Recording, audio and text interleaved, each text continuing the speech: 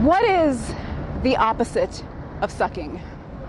Because absolutely nothing about this experience sucks. St. Augustine said, "The world is a book, and those who do not travel read only one page." Don't get me wrong, I love Atlanta, but the world is a mighty big place. Good morning, veggie enthusiasts. Today is my last day in Istanbul. I'm very, very sad.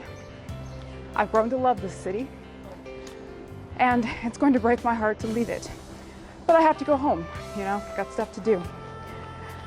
That said, I am not going to be sad about this being the last time I have to climb up this mountain. After 7 days of climbing up this mountain, it has not gotten any easier. And after 7 days of climbing up this mountain, I still haven't learned to wait to talk to you guys until I get to the top. What I would very much like to do today is visit the tomb of Suleiman the Magnificent and his wife Roxolana, which is located at the Suleiman Mosque. And I passed by that on the way to the aqueduct. I just didn't pay it any attention. Suleiman comes after Mehmet, and he's one of the greatest, if you know two Ottoman sultans, you know Mehmet the Conqueror and Suleiman the Magnificent. Where Mehmet the Conqueror conquered Constantinople, Suleiman conquered the Mediterranean. He had Europeans running scared. It looked there for a minute that Europe was going to become Muslim, like he was going to conquer Europe. And this was going on during the time of the Protestant Reformation. So you have Catholics and Protestants fighting each other. And as a Protestant, I kind of have Suleiman to thank for Protestantism continuing, because the Catholics might have stamped out Protestantism if they hadn't been worried about fighting Suleiman. It was a situation where we would like to attack Protestants, but at least the Protestants believe in Jesus as the Savior, and we need their help to fight the Muslims. That kind of situation. Suleiman also tended to side with the Protestants in political matters, not because he was a fan of Protestantism, but because his main enemies were Catholic. Also, Suleiman is the first sultan to get married. Sultans tended to not marry.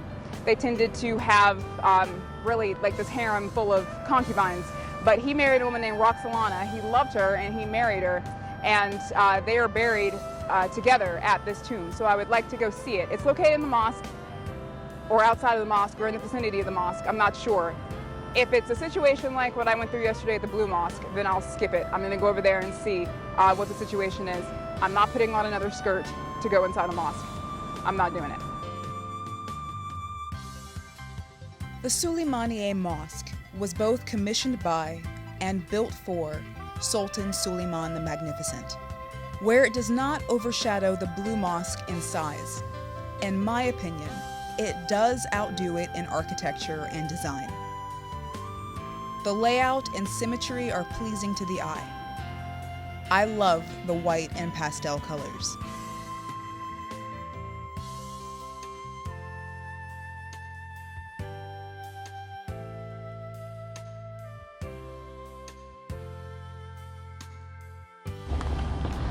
I'm in the mausoleum of Suleiman the Magnificent.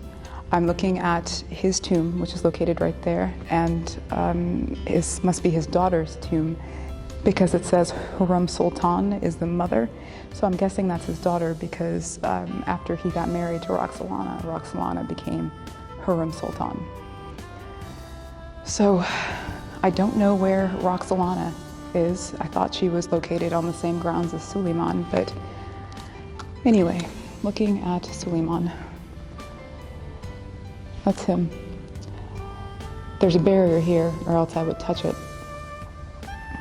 Suleiman, I've studied you. I respect you. I think that we would have been friends. And it is an honor to be in your presence.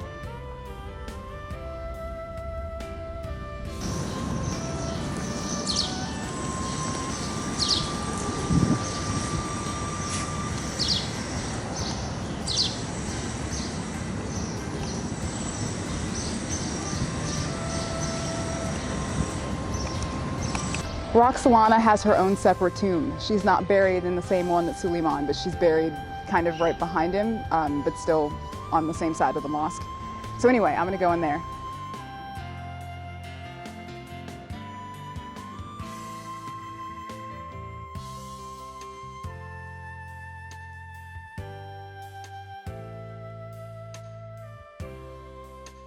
I am in front of the tomb of Roxolana, aka Hurrem Sultan.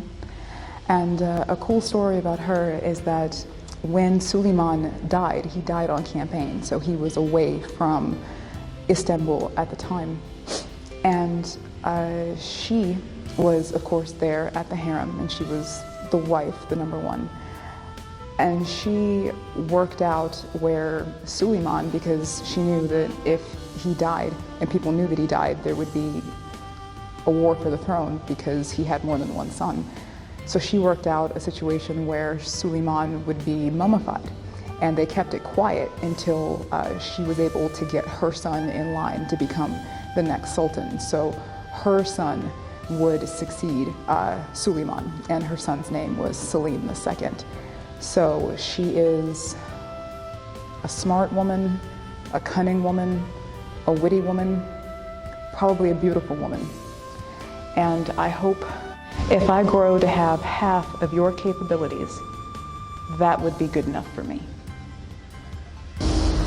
I'm outside Roxolana's tomb. I just got my shoes back on, and I would really like to go inside. If this mosque is anywhere near as beautiful on the inside as the cemetery is on the outside, then it would really be something to behold. But I also do not want to go through what I went through at the Blue Mosque again. So I'm going to go around to the entrance and see.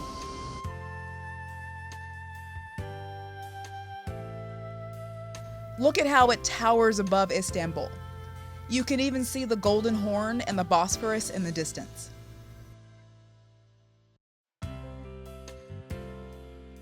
This place is more than just a mosque. It's a complex that not only includes a cemetery, but also gardens, a three-sided forecourt with a fountain, and several other buildings. Suleiman wanted this place to be all about public service. So originally, these other buildings served as a soup kitchen, school, hammam, which is a place of ritual bathing, and a hospital. There are 4 minarets with 10 balconies. According to legend, these represent Suleiman being the 4th Osmanli Sultan and the 10th Sultan after the establishment of the empire. I'm entering the Suleiman Mosque, and it is a completely different atmosphere than the Blue Mosque yesterday. Someone was actually outside saying, "Come, come," like welcome to the mosque. You don't have a giant line of tourists trying to get in because this is way outside of Sultanahmet, the tourist sector. Most tourists don't make it out this far. And then when you come in, you're not required to put on a skirt or anything like that. There's just a whole different vibe in here, and I'm really digging this place. With construction beginning in 1550, Suleiman made it a grand affair. He arrived on a horse, had verses read from the Quran, and ordered alms be given to the poor, which is one of the 5 pillars of Islam. As all of this happened, the first stone was laid. It took 6 years to complete the dome. The doors were opened the next year. The builder, Sinan, added 4 buttresses to the mosque's interior, which gave it an open and airy feeling, much like the Hagia Sophia. The mosque has seen some hard times, including a fire in 1660. It was not fully restored to its former majesty until 2010, which is why it is literally glistening today.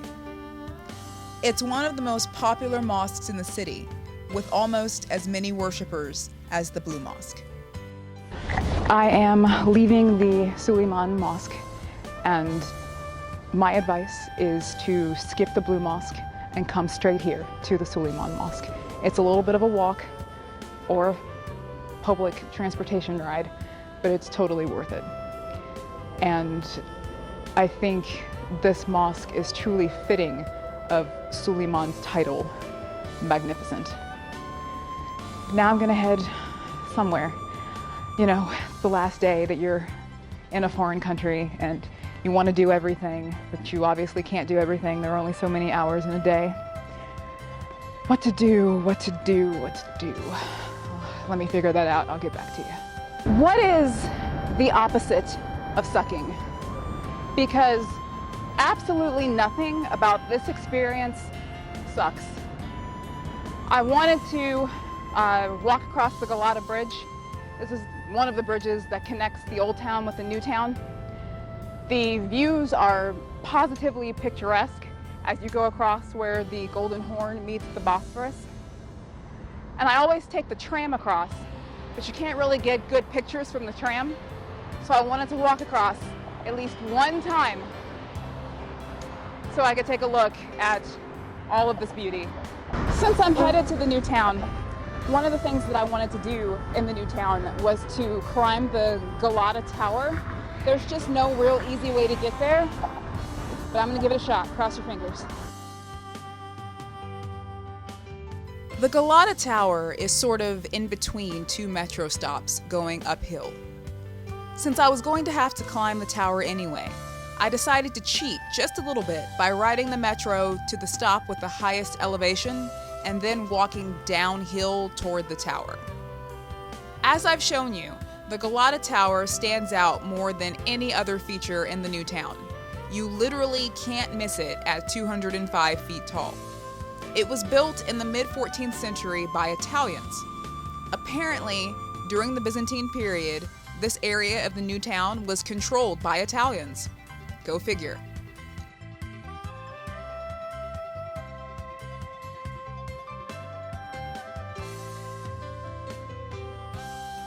From the top, you can get amazing views of the new town, the Bosphorus, as well as the Golden Horn, and the old town too. As you can imagine, that was quite the workout, and now I'm hungry. As I'm in the new town, I could very easily go to my favorite tahini sauce place, but I think I will try something new. According to Happy Cow, there is a decent place across the street from the Galata Tower to get some, of course, falafel, so I'm going to give them a try. I'm leaving Kikiro falafel. I had some nice crispy five falafel. Very tasty, very crispy. It reminded me of the tamia in Egypt. I am on my way back to the old town. I'm going to hop on public transport. I would have loved to walk down the hill from the Galata Tower through the streets of the new town toward the Bosphorus and Golden Horn and just enjoy the ambiance of the new town that I've come to love. But unfortunately, there are only so many hours in a day. Though you don't see it, this is a very emotional moment for me as I cross back from the new town to the old town in the tram on the Galata Bridge that I just walked across.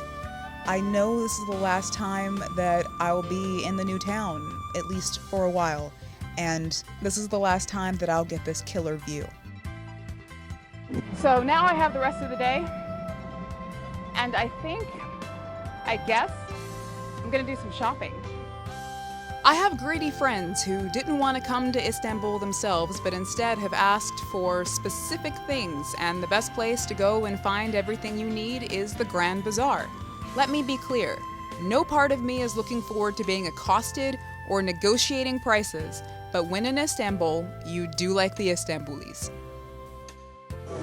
I've been in here for a while, did some shopping, got some stuff. It's impossible to both negotiate and take out money and carry a camera. You can't do it. But I'm consistently finding that I shy away from the store owners that are like really pushy. If they come out of their store and they're like, "Hello lady, how are you? Come into my shop," I go the opposite direction. But if you stay in your store and then I let you know when I need something, you quietly let me look, then maybe I'll buy from you. I'm not sure if I mentioned before just how easy it is to get lost in here. There are corridors galore, The plan is actually very organized, but when you're in it, you feel like a mouse in a maze. I'm lost. I admit it. I'm not ashamed.